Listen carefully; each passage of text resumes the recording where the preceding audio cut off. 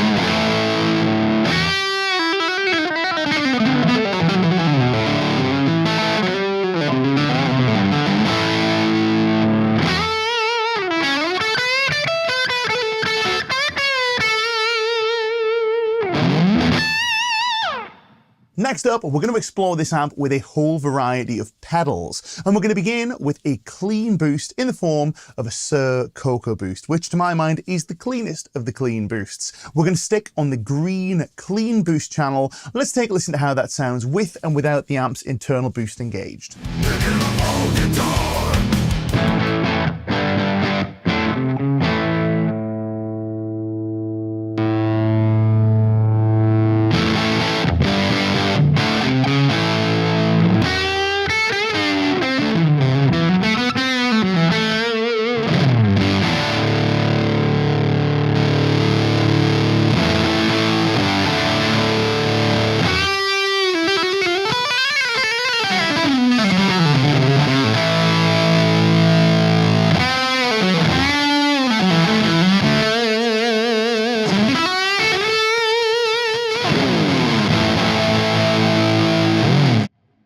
Next, we'll try a coloured boost in the form of a Black Country Customs TI boost. This is a Rangemaster-based circuit, but it has significant modifications to match Tony Iommi's personal Rangemaster. Let's throw that in front of our amp and take a listen, hear how it sounds.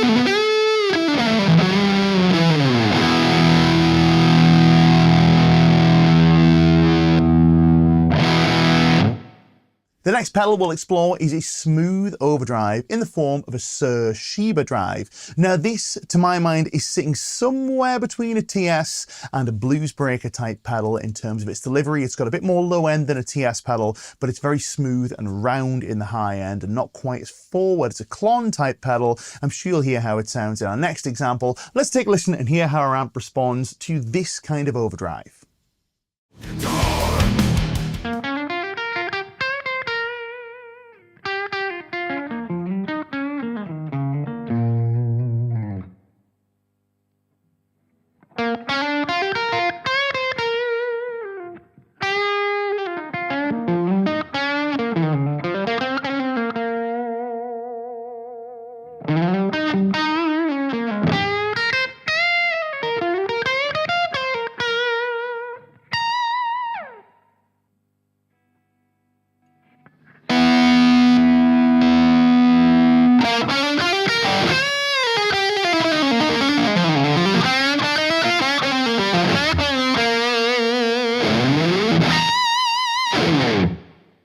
Next up, let's explore a fuzz, and for this I'm going to reach for one of the most destructive fuzzes in my collection, which is a HiWatt Filter Fuzz. Let's throw that in the front and take a listen and hear how it sounds.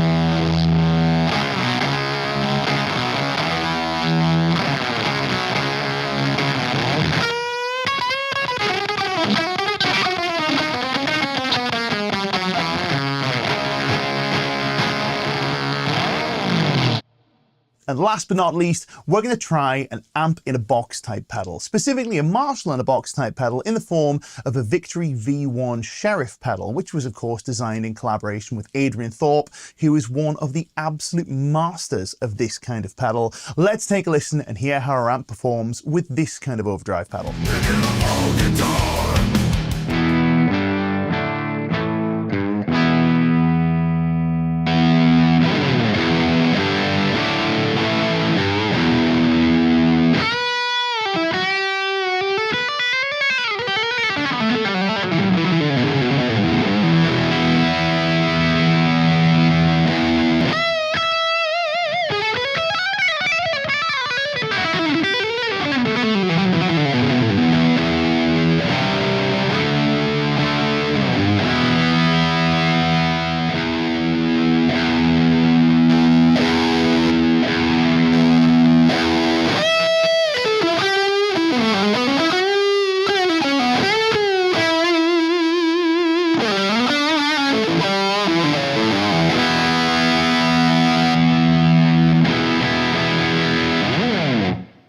Last but not least, we're going to explore the volume of this amplifier, and I was kind of scratching my head to see how we can demonstrate this, but what I've decided to do is I've decided to do a cranked test against a 20-watt Marshall JCM 800 in the form of the Studio Classic head. Now, the Studio Classic is cranked up full for all of its gain. What I'm going to do is I'm going to switch using my N-Audio 8x7 amp switcher. I'll switch between the VHT Special 6 and the Marshall, and for this, the purpose is not to compare the tones, but to show you the levels of gain that we get at the different volume levels that these amps produce, because even though the SC20 is comparatively low wattage, it is still a very loud amp to be in a room with, whereas by contrast, the VHT Special 6, you can crank up, and it's actually pretty tolerable to be next to, as I can attest to by the fact that I've been playing with the cab right next to me this whole time. So let's take a listen. Do bear in mind, you will probably be left with the impression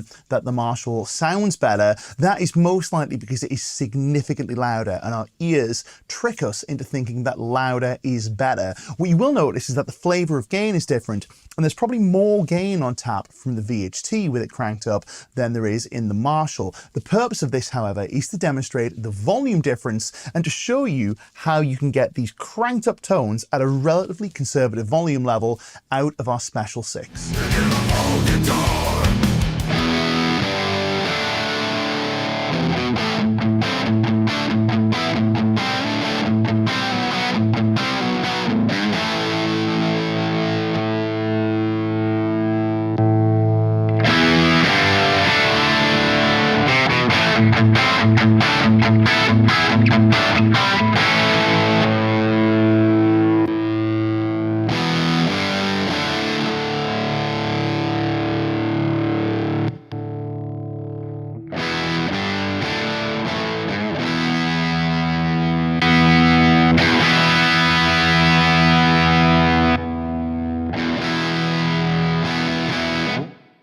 So there you go, folks. That's been a look at the VHT Special 6 head. There are other iterations of this available, including the Ultra version, which has a few more features, and of course the combo version. But for me, I think the head is a fine addition to any collection of valve amplifiers, and something I could see myself having a lot of fun with. If you've ever been curious about the sound of classic tweed amplifiers, but maybe you don't want to spend the money that you would expect from a reissue, from a particular name brand, this might be a really good option. But in addition to this, it also gives you a perfect platform for performing amp modifications if that's the sort of thing you're into, and VHT actively encourage this, which I think is very cool. But let's not forget, this is also a hand-wired 6-watt single-ended valve amp for a price that can be best described as microscopic. It costs absolutely buttons compared to some other amps of the same type on the market, which makes it a super appealing proposition, even if you already have, like myself, a wide collection of valve amplifiers. Or